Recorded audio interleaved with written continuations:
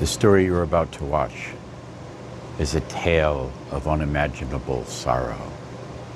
One man's struggle against forces far beyond his control.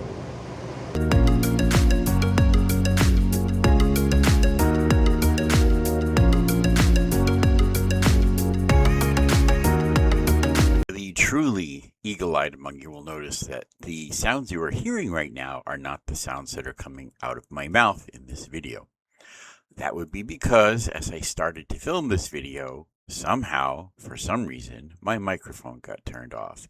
And for the first half of my recording, I did not capture any sound. This particular build and video have been cursed from the start. This is like my 5th attempt to try and build this little twisty leg table, and like my 3rd or 4th attempt to try and make a video about building the little twisty leg table. What you see in the video is a little pine prototype that was semi-successful, and in this video I'm going to do the build out of poplar. Now let's talk about the build. I saw a video with this little twisty leg table. I will link the video down below. I don't want anyone to think that this is my design or my idea or even my process. It looked interesting, it looked clever, it looked fairly easy to build, and I thought it'd be a great project to tackle. And I had a hard time wrapping my head around some of the details of the build. Okay, now that you have your legs cut, all you have to do is mark a diagonal from end to end, and you'll see in a moment I'm actually marking this diagonal in the wrong direction for my own use. And what we're going to do is we're going to cut the legs along that diagonal, but we're going to do that at a 45-degree angle, so the two pieces will end up folding together. And this is one of the things that I had a hard time wrapping my head around, was the fact that as you're making this cut in this process, in the way that you showed, as you're making this cut, you're actually cutting the V of the 45-degree angles underneath the board. And for some reason, I had it pictured in my head, you had the V up at the top, which you could do. It doesn't really matter for the project which way you cut it, but for the process that she has set up, you have to understand that you're cutting the V underneath. See, I'm explaining that part right here in the video. So now the question is, how do you cut these diagonal lines on a table saw? And in her video, she came up with this really, really simple little jig. And all you do is you put a piece of board on the wood along that angle, and then you hold that over a piece of plywood, and then you just cut out the section of the plywood where the board is going to sit. And it's a really simple, elegant little jig. I had already made one from my other attempts, which is why I decided to go with the same length on these. And now in her video, she secured the piece into place with pocket screws. I don't have a pocket screw jig, nor do I want pocket hole screws sitting off the side of my panel, or holes from pocket hole screws. So I am just securing my piece in place with some double-sided tape, and it's like a pushing stick. So that's what you're seeing me do right here, is just double-sided tape this into place. And the other thing I had trouble with was figuring out where the table saw at the 45-degree angle was actually cutting into the wood. So what I did is I had a 3rd scrap piece that I could use to start my cut a little bit to make sure I had it cutting in the right place. And you'll see that in a moment when we get over to the table saw.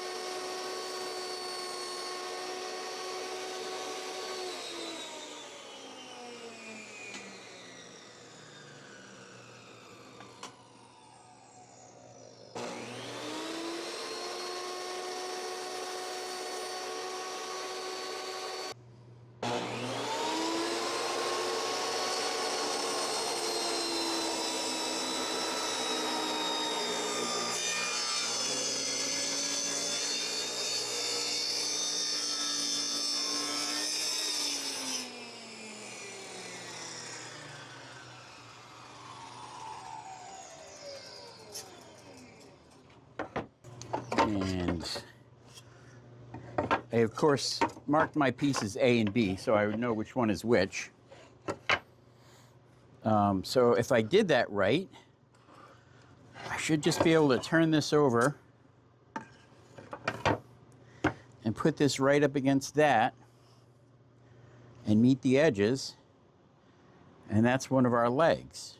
I'm going to use a little bit of glue, and this is another reason I wanted to do this project, because I get to try out my brad nailer here. So let's clamp this in the vise, and we'll apply a little bit of glue. Here, I've got Type Bond 3 handy.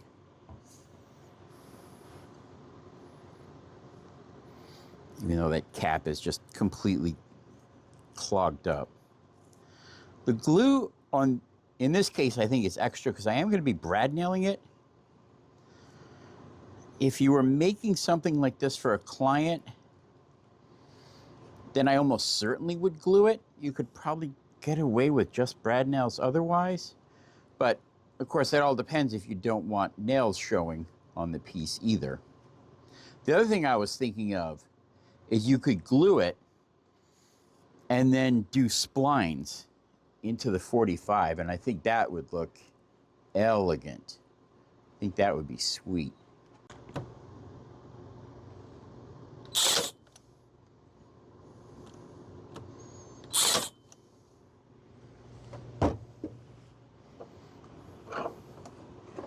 Oh, you know what I want to do? I want to nail from both directions. That's what I want to do.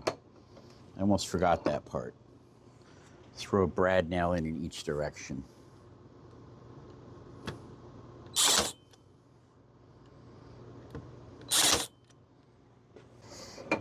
Okay, so these are my two legs.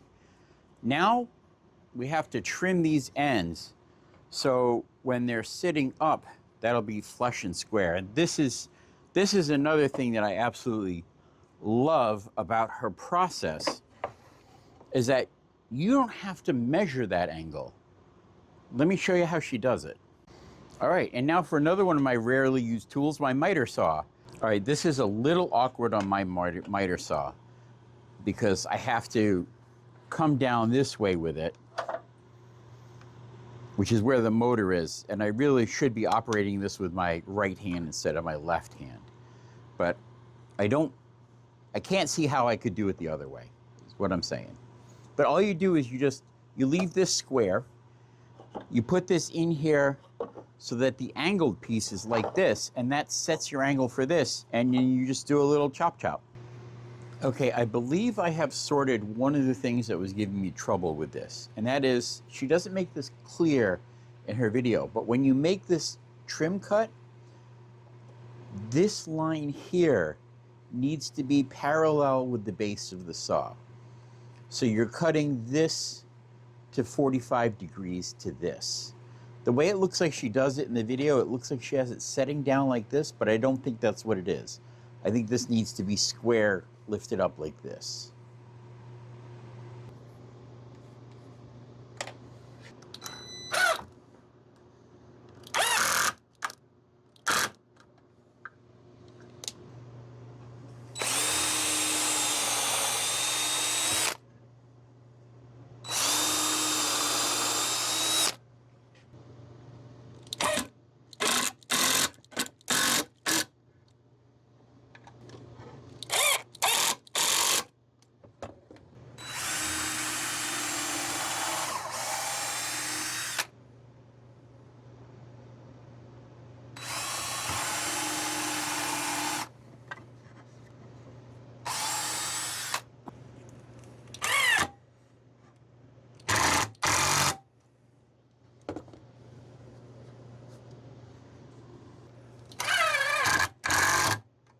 All right, and there we go. Not quite perfect yet, but I think I'm close enough to say I've got it figured out. My angle up here was a little bit off, so I've got a little bit of a gap right there. I can shim that on this piece. And I think the trick is just making sure that when I use the miter saw to cut these little angles here, that I've got this secured properly so it's sitting in there at exactly the right angle. I think that's where that error is. But yeah, other than that, there it is. I think, and you can put like any shaped top on this, which is really cool. The thing I like about this is, honestly, with a little bit of practice, I could probably bang one of these out in an hour, maybe less. So they look interesting, they're easy to do, and like I said, if I was doing this for a finished piece, I would take the time to finish all this before I assembled it. Brad nails would be a lot easier than screws up here, although if I get some longer brad nails, I could just run brad nails in and then do the screws afterwards. But yeah, there it is. So the things that were really tripping me up were making these miter cuts and getting these 45 cuts along that the way they should be. But other than that, I'm very happy with this. I think I am going to finish this up. I'll probably put a shim in here just to hide that because it's not going to be super visible. And I'm pretty sure it's wobbly because of my worktop, not because of anything that's going on down here. So I'm going to shim this up to fill that gap in.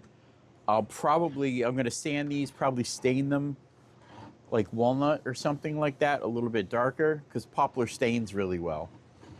And then come up with a top. I might use the leftover box elder that I have to do a top for this.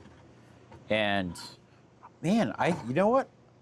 Oh, you know what? I could even stain these black with the box elder. I think that would look really nice. So if I can get this gap filled in so it's not quite so glaring, or maybe retrim these a little bit so they fit better, I might make this a display piece for the upcoming show. Anyway, thanks for joining me on this one. And, you know, like, share, subscribe, all that other stuff, and I'll see you in the next video.